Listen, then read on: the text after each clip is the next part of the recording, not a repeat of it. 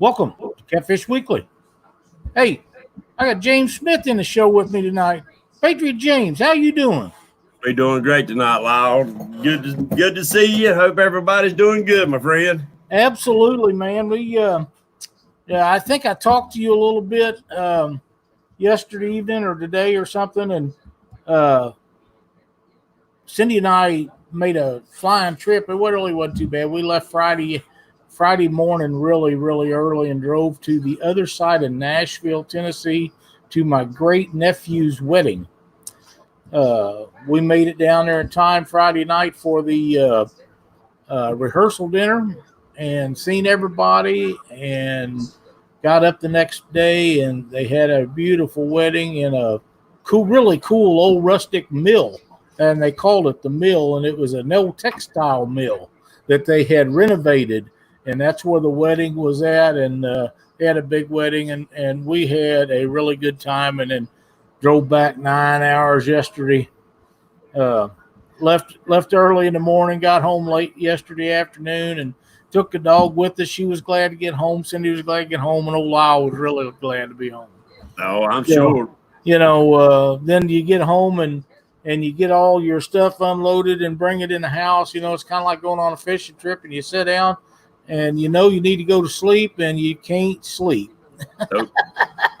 It's just like you're too tired, just like the night before a big fishing trip or something like that. I can never sleep. Oh, yeah, me neither. I really can't. Cindy's worse than me, but, we had a really fun time down there. Michael and his sister Brooke, we don't get to see them very often, once every 2 or 3 years. So it was great to see them. Of course, my nephew Mikey, he's an awesome kid, done very, very well for himself over the years, and we're really proud of their whole family. And the wedding was really outstanding. So we have another member now, and everybody's happy. Good. I'm glad you had a safe trip and a safe trip back. And absolutely.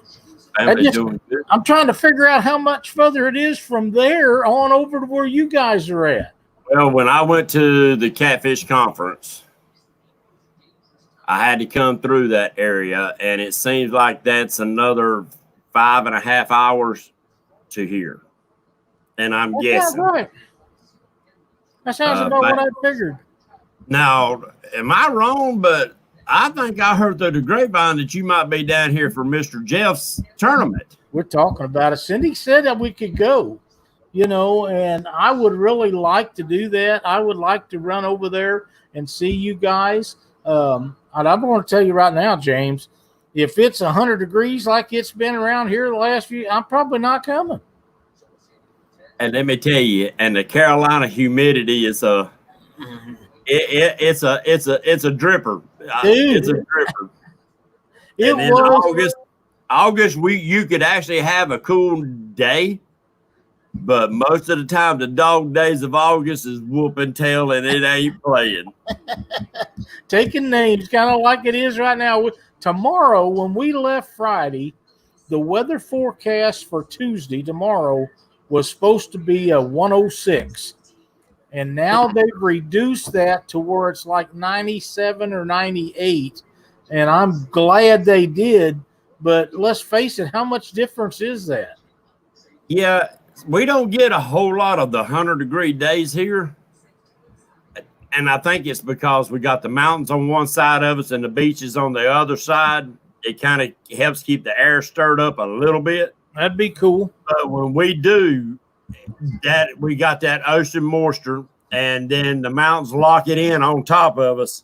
Oh, oh yeah, it's soggy. It's for people with breathing problems. Late July, August is rough. Yeah. It's tough to breathe. It's like breathing. It's like breathing in a steam bath. We got spoiled last year and the year before because we haven't had any 100-degree days the last couple of years, and really only a few high 90 days. Most of the rest of them was high 80s, low 90 days, and the humidity hadn't been bad.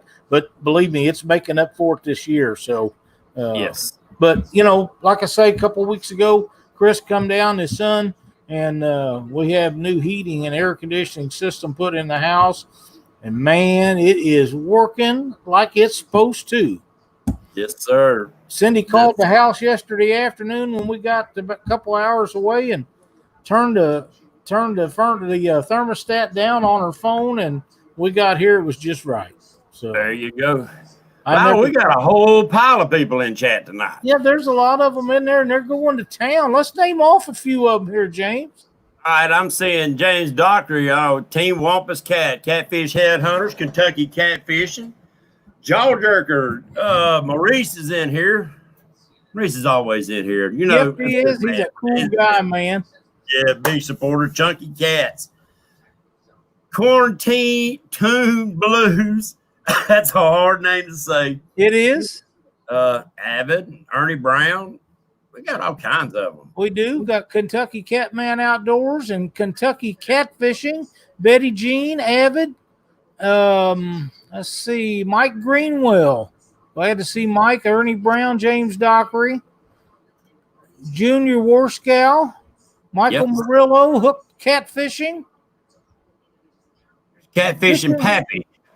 That's Fishing, a new name for me. For me, yeah. Fishing with the Chad. We're glad to see Chad in here. I see his wife Dee's in here too. Yep. Mike Lewis. We got all kind of good guys. Betty Jean Cross. We got a bunch of them in here.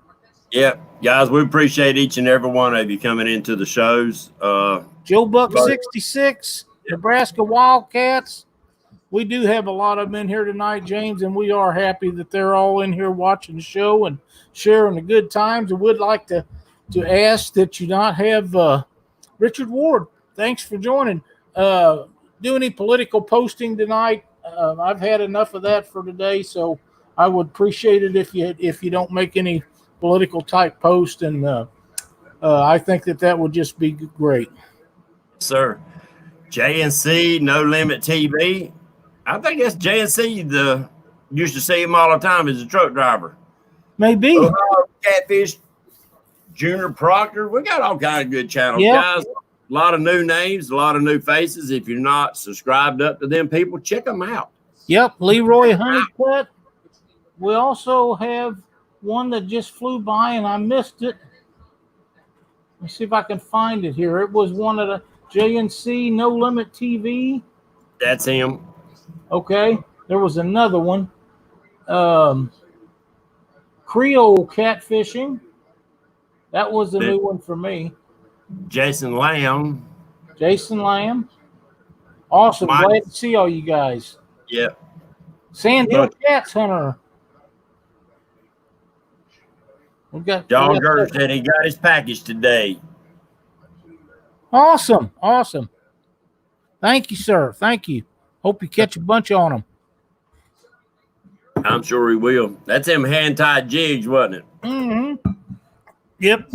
It takes a little bit of patience. I sent some to, we had a winner fishing with the Chad. He won some, I think, on your show. Yep. And I sent them to him. And I found a message where somebody else had won some, and I didn't do it that night. And usually I make the envelopes out and pack everything up that night so I don't forget it. Well, I was tired. I went to bed. The next morning I got up and forgot about it. When I found it again, I found Fishing with the Chad. I missed Jaw Jerkers and sent 2 packages of them to Chad. And he said, I've already got mine. I said, well, just keep them. I said, I'll figure out where the others go. And I got a message that he hadn't received his. I'll get them right out. I know where yours are at. They're at Fishing with the Chad's house. So he got some extras. He said he done had them in the tackle box, and we wasn't going to have him send them back anyhow. I got a strange story to tell you, though. And I have some really, really good folks that help me ship stuff out of our post office. And I do most of mine online. I get on there and I have an account set up. But I have a hard time with small packages and envelopes. So I just run them up to the post office and do that. And we have one little gal up there that I really like, and I can ship them jigs for less than $1 if she's running the counter. But if the other girl's doing it, then it's, I don't know, $3-4. Yeah. and they tell me the difference is for them to go through the machine, they have to be almost flat. Yep. And I put them in little plastic deals and then make them as flat as I can. And one girl, she just runs them right on through there, and they're less than $1, and the other is like $3.75, I think, because they're not flat enough that she thinks they'll go through that machine. Well, the trick to that is to get, when you go back up there, tell them that you want the butterfly stamps that are for non-machinable letters. That's what Donna uses for her nail packages. A lot cheaper, because Wow. what it is, it allows for that little bit of bulkiness in that letter. And it, otherwise they say it's got to be so thin, and that's because of the machines won't take it sometimes. Right. It's non-machinable stamps, and they just a little bit more than a regular stamp. But it'd still be cheaper than $3.75. Yes, a lot cheaper. Well, I'm glad you told me that, because I've shipped rods all them years, and about the cheapest rod you can ship anymore is about $35. And you can't ship all of them for $35. But you can ship a lot of them for around that. And I when I first started, you ship them all for about $12 to $15. Yeah. Unless they was really long. Anything over 8 foot, they want you to ship by truck. So there's a trick to that too. But the end result of shipping has got way out of hand. Even though the price of gas got cheaper, the shipping got higher. So they're trying to keep it afloat. From what I understand, it's about bankrupt. Well, I got to tell you, James, how many letters a year do you send now compared to what you used to with email? Well, I don't use email very. Most time, my emails is used for the shows. Yeah, well, I really don't. Now the wife does, but we still write checks. We don't do no money transfers through the thing. We still write checks. Her LuLaRoe business and her nail business and stuff is all through that. And we use stamps.com, which, the guys that buy the bobbers, I can save them a little bit by doing that. But, it still comes down to right at, even I can ship 2 or 4 bobbers for $4. Yeah. It's at $3.93. I just charge that even $4 and be done with it. Let's see. I think James Dockery said, "Can you take?" Oh, he's aggravating the Chad. I find that hard to believe. I find it hard to believe that he would aggravate Chad. Oh yeah, them boys talk more junk than 50-cent radio. You know what? That's part of the good thing about the shows that we all do, and having the chat in there. Whether they've met these folks or not, they've all become great friends. They all seem to get along and have a wonderful time. And James Dockery's going to stir the pot. Usually it's with me or Sonny. But now he'll jump on Chad or one of the other guys too. He don't pick no favorites. But they done got Betty in on it and all that. I'm glad to see the guys get along like that, and the girls too. Yes. But James is a super nice guy. I've had the privilege of meeting him and his wife Katie, and they are outstanding folks. I just think the world of them. But now he will get on you a little bit, and that's okay. Yeah, me and James talk on the phone and stuff, and I very much enjoy talking with him. Enjoy talking with all of them that I talk on the phone with. It's almost, the Catfish community has actually become more of a family than just friends. It really is. It is. Now, there's some bad elements in it, like there is anything else, but you just eliminate them. Yep. You just move right along. Don't let them drag your glory down, and that's right. Keep right on going, because. And Lyle, that was one of the main reasons why I held the very first YouTube tournament, was because I started watching that chat and paying attention to how their conversations interchanged with each other. Their bonds was getting closer and closer. And I thought, I need to figure out a way to bring these people together to have fun and for a good cause. And I know some of them had already met at the Catfish conference, and I think when I had my tournament, quite a few of them had never made it to the conference. So this give them an avenue to meet each other. Well, I would really like to come out and try to get Jeff Manning's tournament. And again, next spring, I'd like to try to, if we can make it out there to Jeff's, I see no reason why we can't make it out there to yours. Yes. It'd be in April. I'm going to try to keep it as early in April as I can get it. That month, that month is really tough on Wiley because you start to get the boaters starting to pick up. You got a lot of crappie fishermen on the lake, and you got a lot of new bass tournaments getting fired up. So it can be tough, and South Point Boat Landing can be very, very loaded with people. So the one that I would love to put out just could not house the amount of boats that would show up. I'd like to put it out up the river into the river section behind Dale's, but they couldn't accommodate the amount of boats that it would take for the tournament. And I think it's going to be a big one. Well, anyway, I set it on your calendar. Absolutely. You got a date for that? No. Okay. I'm waiting on a phone call actually from the guy that runs most of the bass tournaments down on Wiley. I don't want to do it at the same time because that could be a cluster. Right. Chris, I am still building a few rods. I took some orders the other day. Right now, with all this COVID stuff, we had placed orders for some things. It's all hung up in shipping, or the guy that I get a lot of my things from out in California, I've sent him 2 messages in the last 3 weeks, and I haven't even got a reply. So I don't know if he's shut down his shop again or just what's going on out there. But they have a lot of stuff that they can't get off of the containers to bring in.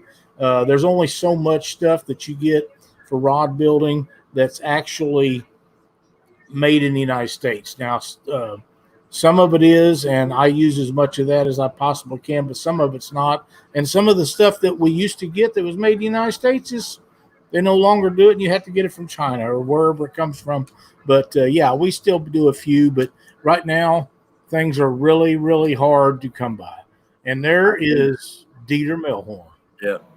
Our tackle shops, our local tackle shops, you hear me talk about the Bass Shack. It's killing them. They cannot get supplies. Yeah. They cannot get supplies. They're even having trouble getting some of the big cat. They finally got a contract to carry some of the big cat fever rods, not in big quantity, but she's trying to get more of the catfish world. I've been working on her, and a few others have been working on them getting to start carrying more of the catfish stuff. He's saying sorry he missed your call. I'm used to that. Yeah. One of the things that if I go out there, if I get to come out to you guys' way, you, Dieter, and a few other peoples have always talked about Jimmy Case. And I'd like to go there just because I've heard so much about it. Yeah, he may not need anything, but, I just like to go. Yeah, he carries a good variety of stuff. They are really one of the best bait men around here. He's going to have the bait.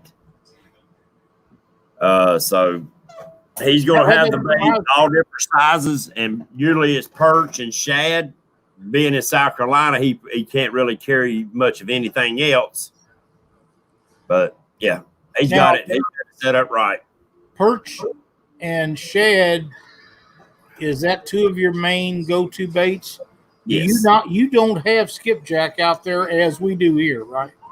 No, we sure don't. But we got enough perch in that cotton picking lake, Wally, to there's tons. I mean, literally, I've seen my screen be in 30 foot of water, Lyle, and see my screen covered almost to the surface with them, and come by for an hour that way.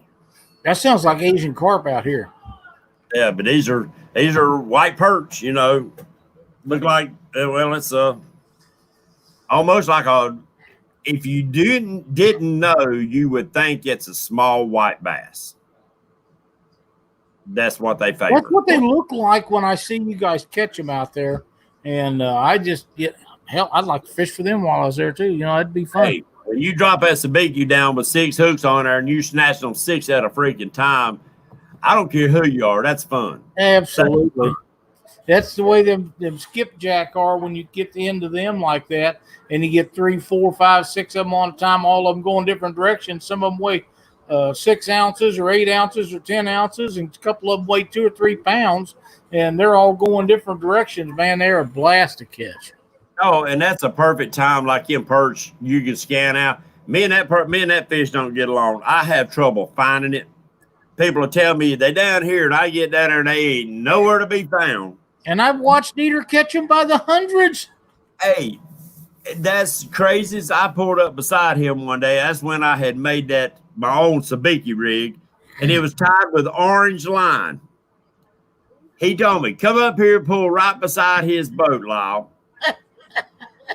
He was throwing a 2-hook rig.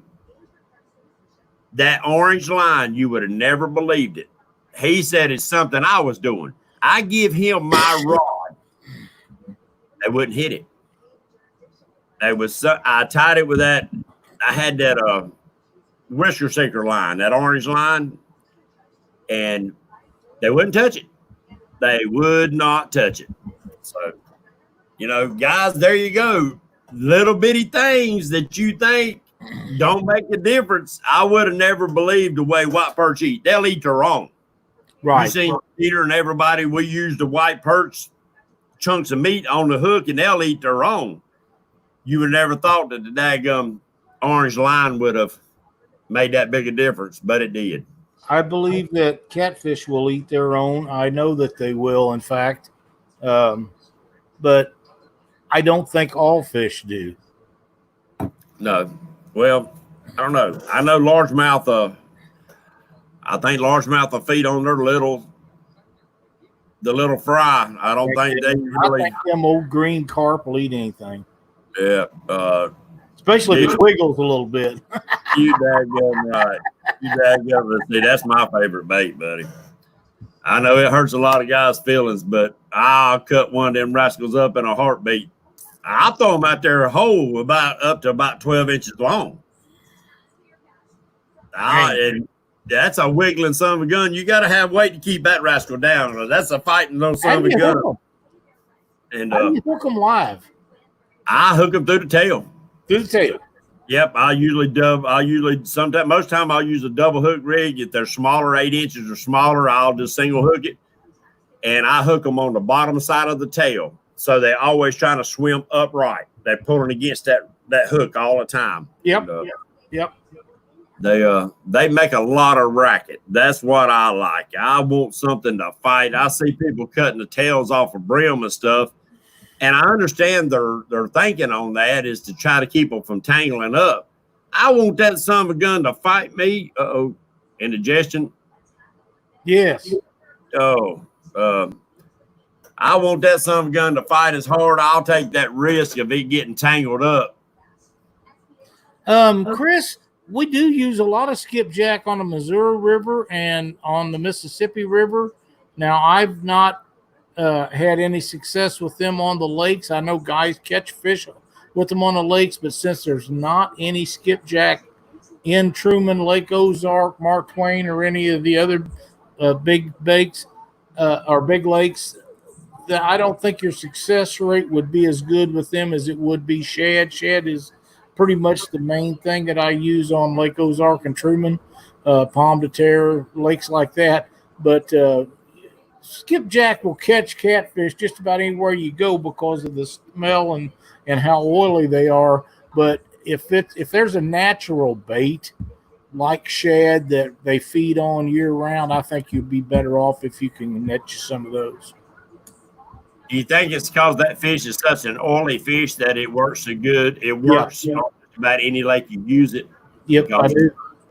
They're extremely oily and the smell stays on them a long time. It really does. And skipjack, if they're pretty fresh are fresh froze. They'll stay on a hook really good. Not as good as an Asian carp, but pretty good. But shad, you know how they get? They get soft and mushy, and they're gone. They're not the best to stay on a hook. They're not as good as moon eye or anything like that. But skipjack used to be.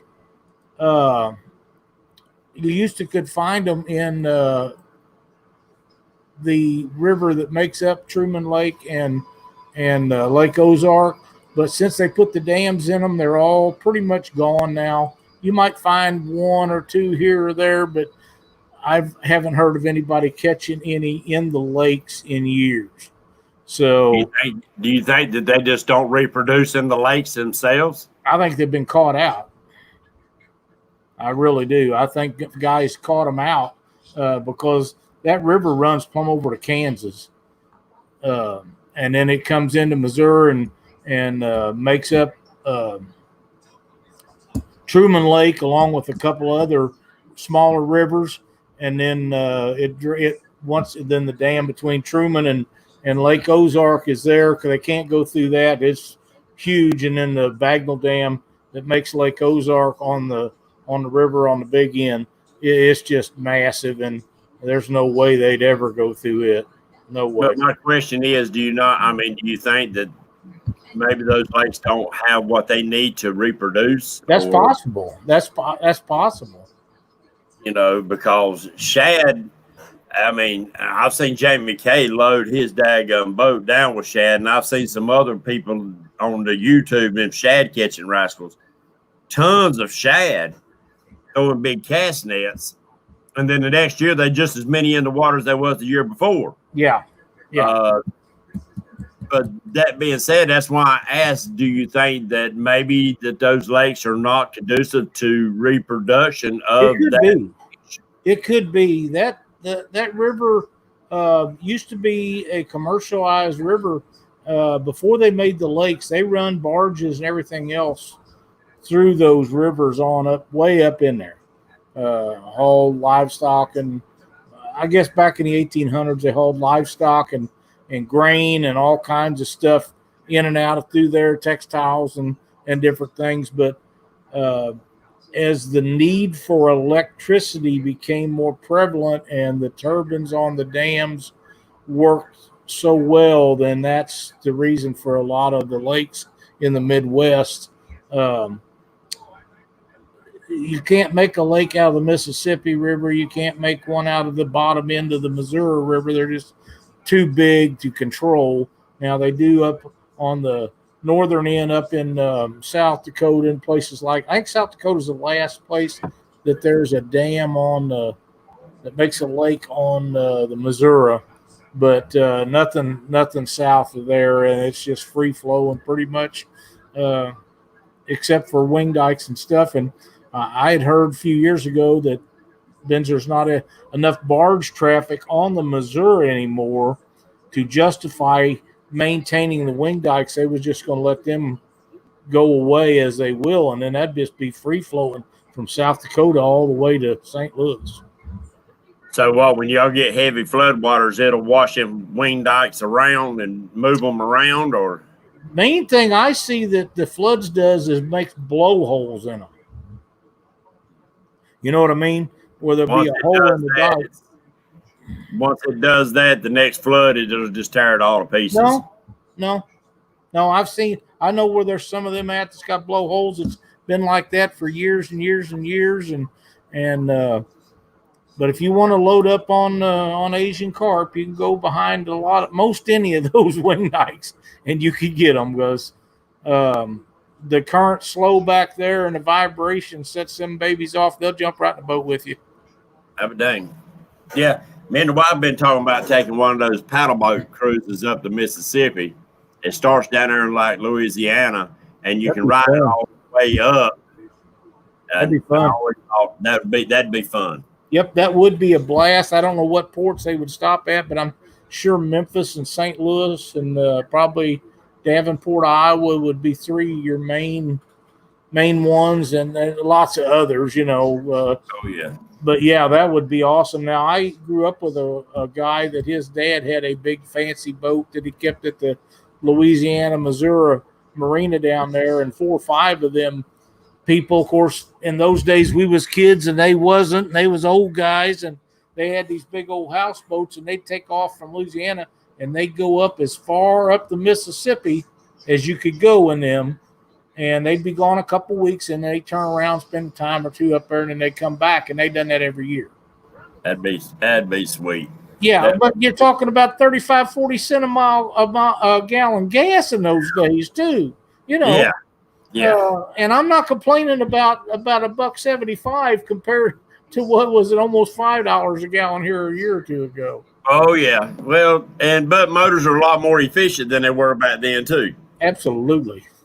A lot more efficient. Yeah, I forgot how big Slick said the gas tank on that big yacht thing he had was, but I don't know. It's a couple hundred gallon. That's I think the paddle boat crew's still running in Mississippi. I can't say the word. Yeah, Natchez, Mississippi. Yeah, well, I think that's one, Carol. I would love to. I'm like you. That'd be a great trip if you took off and someplace way down south and right in the Gulf and went all the way as far as you'd go. And then if you turned around and come back, that'd be okay. It's got to come back. You might as well ride it back.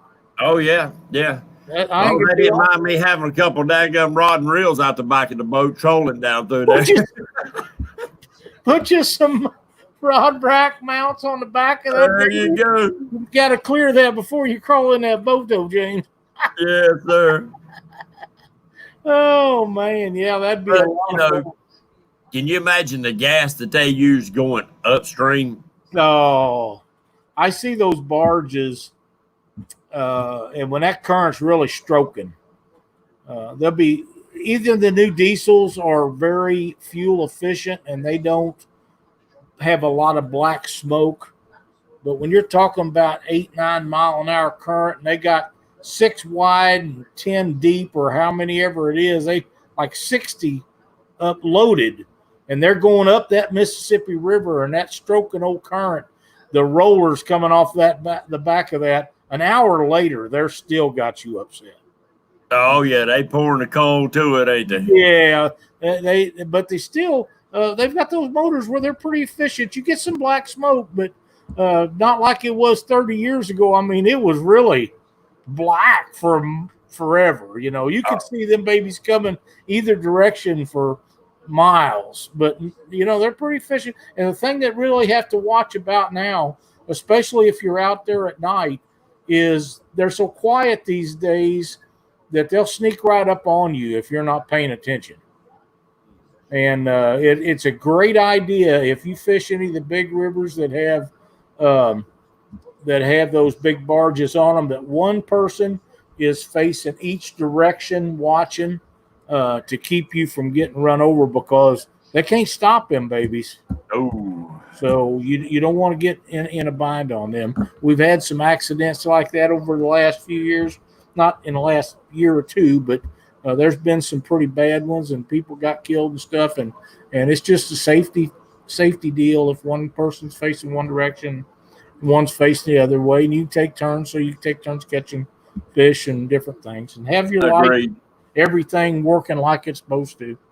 Well, you know, that goes with being on any water. That's correct. The hotter it gets, the more you got people on the water, and we have a problem with people drinking and boating. I'm sure every lake has this. Everybody got it, yeah. And you know, it's it always pays to be alert. I know I've seen guys go out, and I've done it myself. Sit out there and throw the rods out, kick back, and go to sleep. You know. I mean, be snoring and you know, then the sounds of the rods wake you up. But that being said, I'd hate to hear the sound of a boat wake you up. Oh man. Well, and at night, especially if it's a cloudy night where the stars are nothing's out.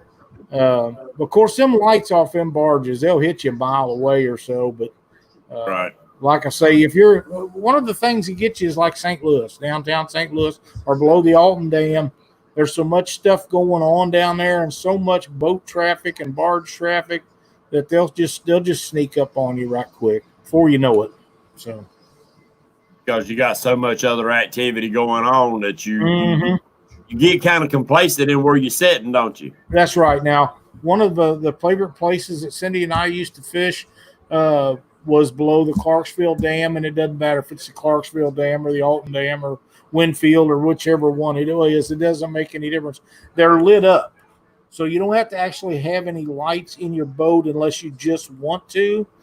Right. And very few mosquitoes and stuff because they all go to the lights at the dam. Right. And you can sit there and get off to the side of where them barges lock through, and you can get out there and catch fish. And if you doze off, it ain't no big deal. The biggest worry you'd have then is if your anchor would happen to break loose. Right. But usually if we're up in a place like that, most of the time I'll have two of them going in case that does happen. Right. But I usually don't fall asleep. Well, let's change it up a little bit. Okay. I want to talk about that North Carolina record catfish that just been caught. All right. That died. And there was a lot of bad publicity and there's a lot of good. There was hopefully some good will come out of it as far as how these fish are being handled. I have, of course, I've never put 100-pound fish on the boat. I've never put a 60 to 70-pound fish on the boat. My days are coming, I'm sure. Yep. But I have watched a lot of daters. I've watched a lot of other people that out west puts in big fish. Me and Larry Moose talked a lot about it, about the handling of these big fish in summertime. There's really no way around, personally, my opinion, guys, this is my opinion only, that these fish, if you catch 100-pound fish in the middle of the summer, is going to be hard to keep it alive. I mean, I don't see no other way around it. I've seen so many fish die that are a lot smaller fish and probably healthier fish die from the heat of the water. Well, Larry got Larry Muse on the brain after JR's post. We weighed that big fish down in Memphis. We weighed it the first time. I think weighed 112. It lost some weight sitting around waiting on the DNR to get there. They always do lose a little bit. That fish was never in trouble. Now, he's in a Sea Arc boat, and it had a huge live well in it. I think an 80-gallon live well is what Sam's boat had, because Sam used to have an old tracker like mine, except mine's an 18-foot, his is a 21-foot. And one of the downfalls to that boat is they was made for walleye fishing on the Great Lakes, and it didn't have big live wells in it. Well, Sam had an external live well. Me, I cut the back deck out of that thing, and I put a big live well in it. You know, and you just plumb them the same way you do a factory live well, and they work really well.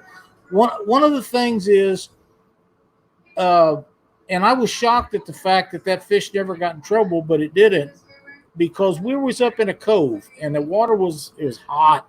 Man, it was hot down there that day. And you get up in them coves around them docks and stuff, and a lot of times you'll run into some stagnant water. That was not the case with that fish, but we constantly had water running in and out of that live well. And in my opinion, for what it's worth, I think that is the number one thing that you must do to keep fish alive, is keep water circulating in and out of there. Now, I don't know how deep they caught that fish. I know about where they caught it. But they was an hour getting it to us. And it, like I say, it never struggled in that live well, not one time. It never turned on its side, ever. Right. It laid on its belly with its face right there where the air, oxygen, whatever it was coming through there, and the fresh water was coming in. It had that in its face the whole time. That fish was never, ever in trouble.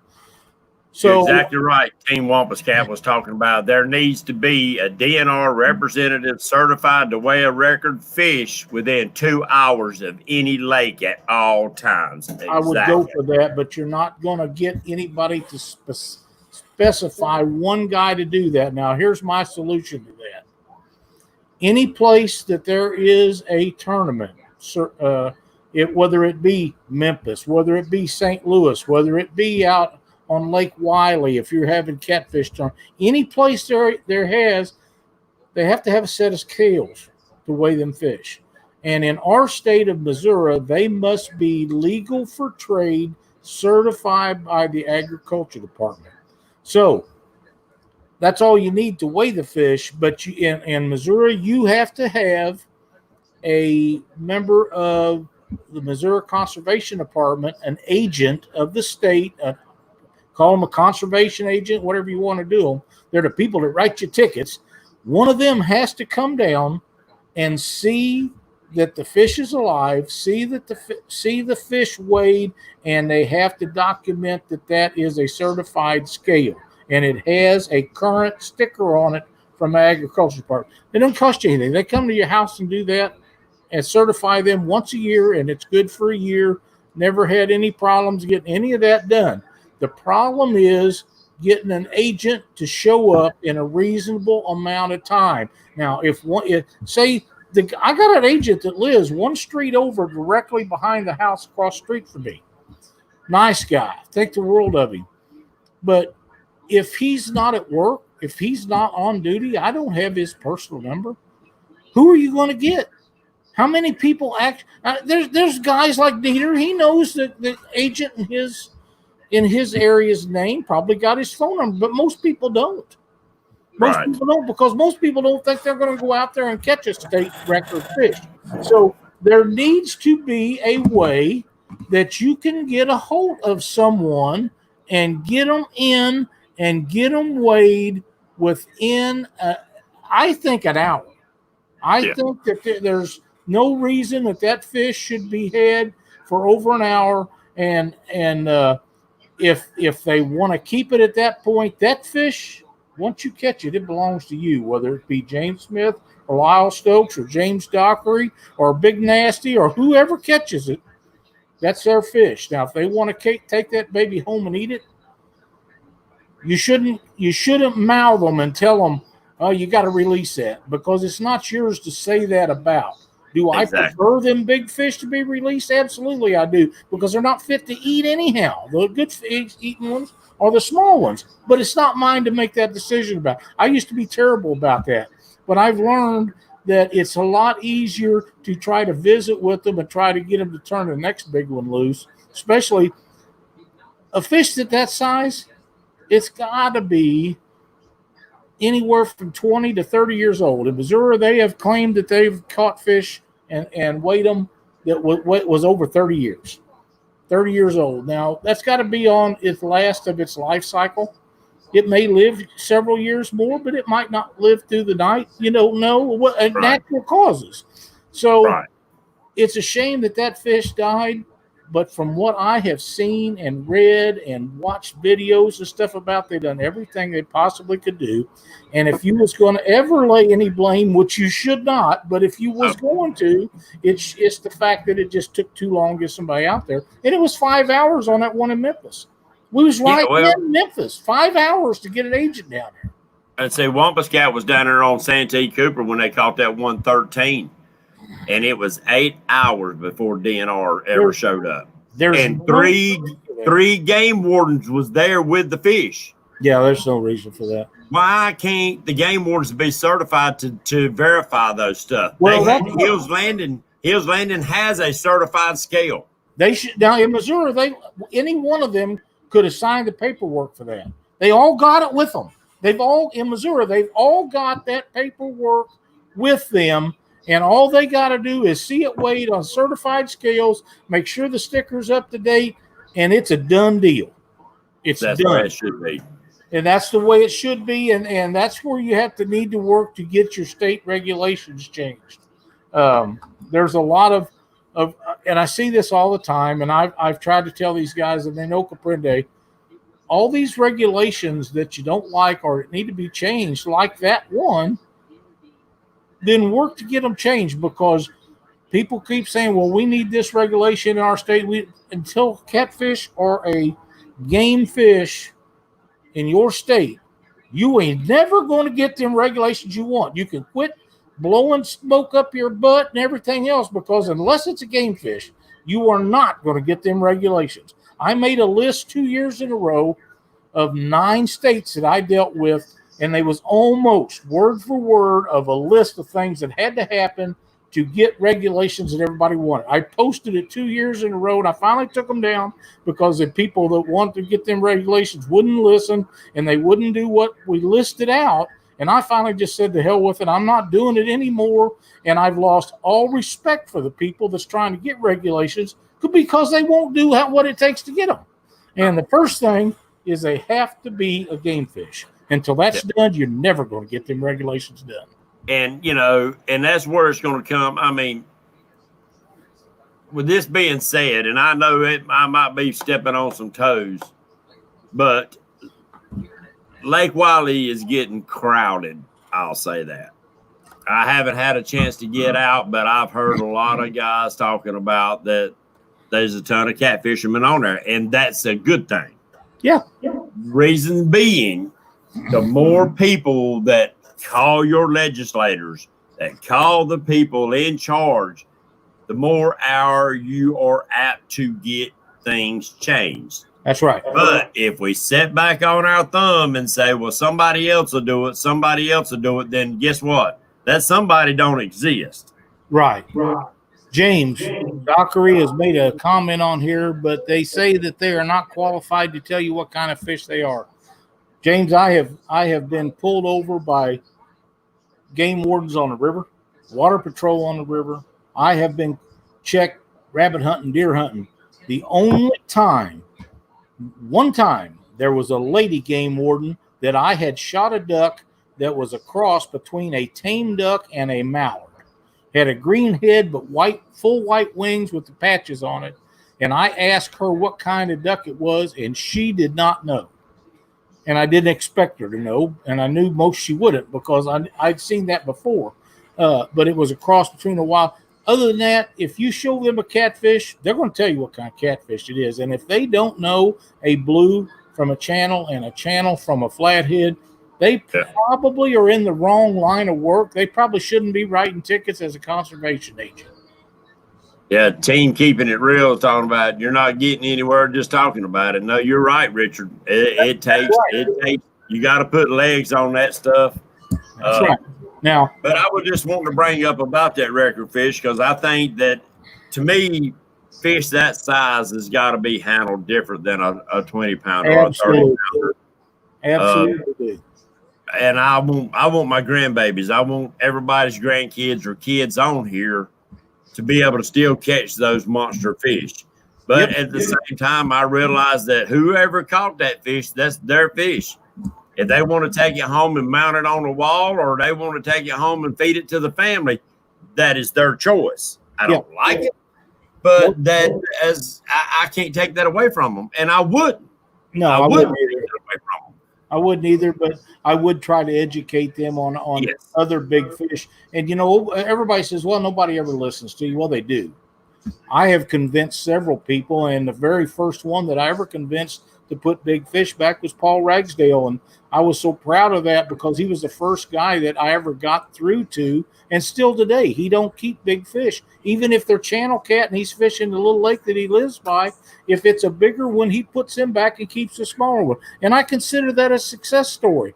But I still work with the Department of Conservation in Missouri, and I have for years and years and years. But as far as these guys that are out in these states that I've tried to help for years that won't do what you tell them to do to get regular, they're never going to get it done, because they won't listen, and I'm wipe my hands of them. I won't help them ever again. Right. And it comes down to education. But what you're talking about, if you just reach one person, and I'll tell you a quick story, that one person can make a difference in millions of lives. A man was telling, and I happened to hear it. I went to a big rally And the story was being told that a man reached out. He was a preacher, and he had felt that in his days he had never really led anybody to Christ. He said, I preached for many years, but in my heart, I don't know if I did or if I didn't. And the one person that he was talking to on his deathbed, he said, well, sir, I don't know Christ, but I need to know him. And he led that person to Christ before he passed away. There That you one go. person, Billy Graham. Look how many lives that one person changed millions. So you say that your voice don't matter, people. It does. It does not. It does. Now, Team Keeping It Real, is that JR? No, that's Richard. Or Richard Warsaw. Richard. Yeah. People need to stop being so secretive about fishing and start helping people more. That was one of the original things about doing this show when we started it almost 6 years ago, was to help people catch more fish. And Paul and Chris and Chuck and I, we tried to do that. Doc was a godsend. He has told more secrets. Doc probably told more secrets than Larry Muse did.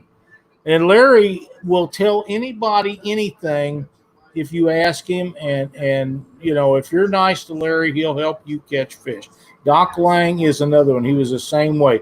People would send him messages, and I would forward them to Doc because he didn't check the YouTube stuff very often. And I would forward message to him, and he would get back to people, and they'd ask him questions. I still get it quite a bit, but Doc would get it a lot because Doc had fished Indiana area, and he fished certain lakes that I've never been to, probably ain't never going to go to. So people would target certain questions for the Ohio River and those lakes over there, and he would get back to them. And of course, I could read all the comments, and he'd answer all them people's questions. And man, they'd get back on there a week or so later, say, "Oh my man, we went up there and just destroyed them fish." And Doc says, "That's awesome, man." And he was always happy that he could do that.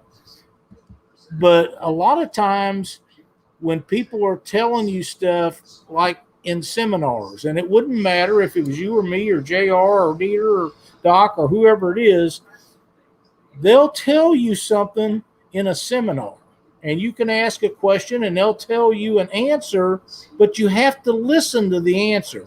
They're not going to say, well, you go out here to such and such corner and you go 30 feet off the bank and you drop it down, but they'll tell you how to do it, but you got to hear what they're saying.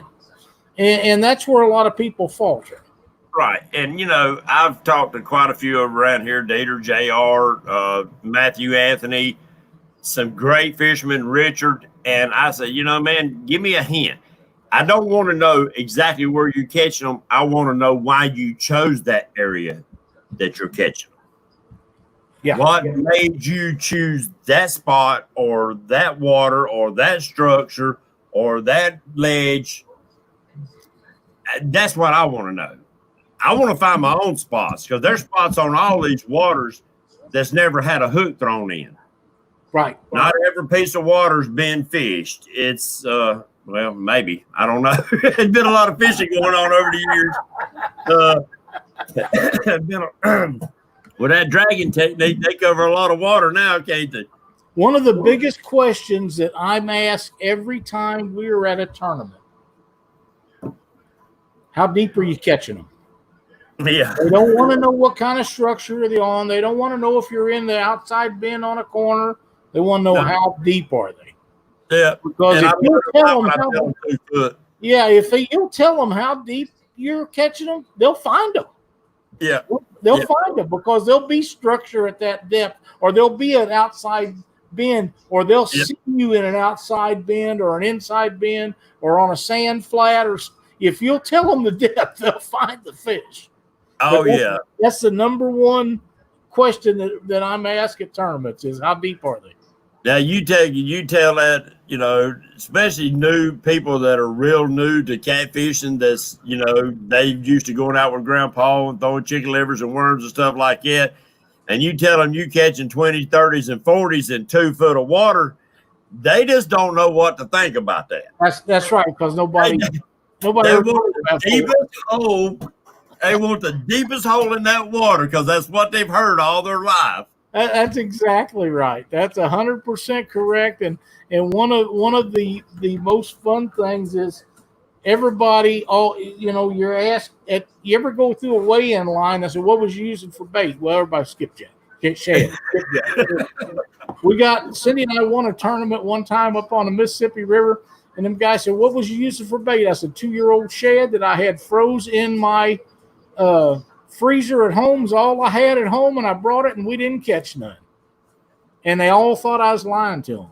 But them fish was caught on 2-year-old shad that was froze, vacuum sealed, and put in the freezer because we couldn't find shad up there. Dang right. That's what we used, and we only got 3 or 4 bites, but they was the right bites. You know what I mean? JR says, water depth is the best question you can ask. Now, as long as they don't mind taking a lie detector test. Answer. That's a good one. Yeah, I caught it up there in 100 foot of water. They ain't 100 foot of water in that lake, people. Well, I tell you, I've known Larry Muse a long time. I've visited with him at every tournament we was both at for years. I've visited with him at every place we ever done a remote show, and Larry likes deep water. Yes, that's what he told me. Rare you will ever see him in shallow water. He's going to throw skipjack, and he's going to put it as deep as he can. And he told me the only time he goes shallow is when they're flooding waters, and he'll fish him troughs. Yeah, right. I see. I seen something here I thought was very interesting. I believe Palmetto Cats is in his boat fishing or out fishing. It's gone now. I don't see it now. But so's JR's comment about the lie detector. That was good. That really was. Chad said, right, Patriot, educate me on how and what I'm looking for. That's what I love about. I've learned from YouTube land. Muskrat has helped me on both of them. It's right, guys. Don't ask where that guy's catching them fish. Ask him why he chose that spot. That's right. That's going to educate you more, because even if you're not even nowhere near him, say Lyle's out here fishing in the Lake of the Ozarks, and I'm down here on Lake Wiley in North Carolina, but he's running to a technique that he's catching these fish in, say, 8 foot of water around rock piles or something. You might be able to use that, and it might be them rock piles is in 12 foot of water here, but you using that tidbit of information that he's throwing along your way, and if you're not paying attention, you'll go right on past it. You'll never hear what the little details are. You need to transfer that information to the way that you fish. Well, not everybody fishes the same, Lyle. No, that's exactly right. And what works for me may not work for you, and what works for you may or may not work for me. But if you tell me and I see you're catching fish and you tell me how you're doing it, you can bet your ass I'm going to try it. I'm right. You know what I mean? If you're telling me how you're doing it, I'm not going to pass that up and say, I don't believe that. I'm going to go give it a shot.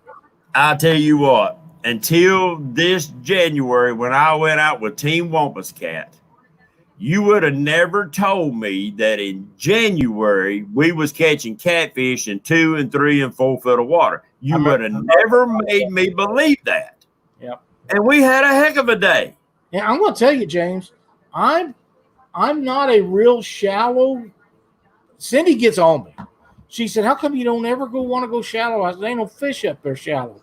And all I've heard from you all year is how you guys is catching them up there in the shallow. And I promise you, the next year, I'll have to take her shallow every time we go out, because she's been telling me for years, them fish are up shallow. And I'm saying, no, they're not. But everybody's catching them shallow this year. And that's probably a great place to start, especially in the spring. But now the next day or 2 days later, might have been 2 days later, Justin and Glenn Glenn Sue went out. They fished a tournament together. Them fish wasn't nowhere to be seen. Yeah, Nowhere to be seen in that shallow water. Did the front go through? No, it was pretty stable. Well, but it was cold, and we had some deeper cold come in a couple nights. But they was not even in that area. They pulled down through there and Justin scanned both sides and never seen the first fish. One of the things that always used to get Chuck Davis. I love old Chuck. Me and him had some great times and fishing different tournaments and stuff. Cindy Ted, you don't listen to her. I don't. Chuck we'd go to a place and we'd meet up at Owensboro or something and we'd talk and he'd go out looking for fish and I'd go out looking for fish. We get there 3 or 4 days early on Friday before a Saturday tournament, a cold front would move through. And them fish always move. Now, they don't always go very far. Usually they just go out in a little deeper water and up or down a little bit. But we would both struggle to find them. And Chuck would get so aggravated because he'd drive all the miles and he'd get to there and he'd get up the next morning. I say, "You ready to go?" And he says, "Damn cold front. Just come through that." Yesterday afternoon, I said, "I know, Chuck, it's just fishing. Just go out and do what you know how to do and catch you some." And that's what we tried to do. Well, my question on them cold fronts. To me, it takes an extended cold to change water temperatures. But the especially pressure, deep water. It'll change the surface temperature. But do you think it's the front itself being a high pressure or low pressure that's got more to do with it than the cold? Chuck and I talked about that a lot, and I believe that it is the pressure. And I don't think they move when they move out. If say they're up on a flat. Now, to me, a shallow flat is 15 to 30 feet. I know you guys talk 3, 4, 5 feet, which is what Cindy wants me to fish. But for me, 10, 15 foot flat that I can drift through, that's a shallow flat for me. Right. And on them depths, I think the pressure makes a world of difference. Now, if you're already fishing in 30 or 40 feet, I don't think it'll make that much. But I believe if you're in 30 feet and a cold front moves through, I believe if there's 50 foot, I believe they'll move to it. I really do. Possibly so. I really do, because I know we have babysit fish 3 and 4 days before a tournament and go check them every day just to make sure they was still there. And a fronted moat go through on either a Thursday night or a Friday morning, and you go back and check them before you go in on Friday afternoon. They're gone, and it's too late then. It's too late. Yep. But it's happened a number of times. The only time it didn't happen was Cindy and I fished a tournament up on Lake the Ozarks, and we found some in 86 foot. And I never fish that deep. I'm not a Larry Muse type fisherman. I don't fish them deep. And we went over there the day of the tournament, and they was still there, but we couldn't get them to go. We tried, and there was 6 or 7 fish in there. They'd been in there for 3 or 4 days, and they was still in that deep water tournament day, but we couldn't make them go. We tried. They just didn't happen. But I do think that they'll move out to deeper water after a front moves through. And but you know what? It's the same for everybody, and somebody always gets them to go. Yep. A lot of times it's Jason Gill or Jason Mathena or somebody like that. They always get them to go. Somebody will get them to go. But you don't always get that to happen. But you know what? That's why they call it fishing and not catching. And I have enjoyed chasing them things forever. I hope to enjoy it some more yet. Me too. I got to get back on it. This homework's killing me. I got to get it done. Tell us about Wednesday night's Patriots Catfish American show. Wednesday night, I added an extra guest on there. He messaged me the other morning about 3, 4 o'clock in the morning whenever I got up walking. But we're going to have 2 guests on. I think it's going to be a great show. Y'all come in. One I added was actually old Dexter Tane. He had supported every one of our channels for a long time. And first time I seen him was on Sarah's show, Yakking with Sarah. And he supported all of us. Well, he hadn't got to fishing. What I think he said last October was his last time a video. He said he's going to get back to fishing, and he put up a video. And I just happened to message him just to say, hey, and we got to talking. He said he'd love to come on the show. And I said, well, I got a show. He said, well, I'm off on Thursday, which is Wednesday night for us. Right. I said, well, I already got somebody coming in. I said, but I would love to have you come in at 9 o'clock. So I'm going to do an extended show. The first hour of the show is going to be Josh Brown with Backwoods Catfishing, guys. Going to be a great show. That young man has put some fish in the boat, and now he does a guide service. Got a brand new little baby. Guys, it's going to be a good show. Yeah, we need Justin, you're right. He is cool. We need Dexter back in there doing the countdown on people out there fishing live, because he used to start the countdown on people fishing live to get a fish. A long time ago, man. I haven't seen Dexter online for a long time. I'm glad he's going to be on your show. That'll make for a great show. Josh is a good guest. I've had him on before. Very knowledgeable young man, very pleasant guy to visit with. Yes, sir. I believe it'll be good. So, Lyle, I think we're around 9 o'clock, ain't we, sir? Pretty close, just a little bit after. James, thank you so much for jumping in here with me tonight. I appreciate it. I had a blast. For everybody that's watching, thank you all for being in part of the show tonight with us, and we'll be back next Monday night on Catfish Weekly. See you then. We'll see y'all Wednesday night. God bless.